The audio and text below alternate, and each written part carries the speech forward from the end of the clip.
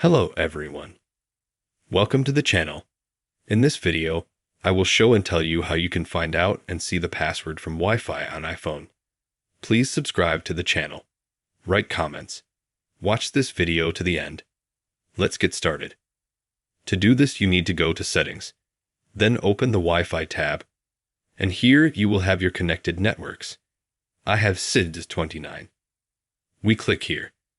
And here we can disconnect, and here it says password. To see it, we click on it. Then we have Face ID and or password. And we have the password for the SID29 network. The password is 30081979. So if you are connected to any other network, you can also go in and click on the password. It'll turn on, you'll have to enter it. And after that, you see the password of any of your Wi-Fi network. Here is such an easy way how you can do it. Subscribe to the channel. Thank you for watching this video to the end. Put likes. Write comments. Goodbye.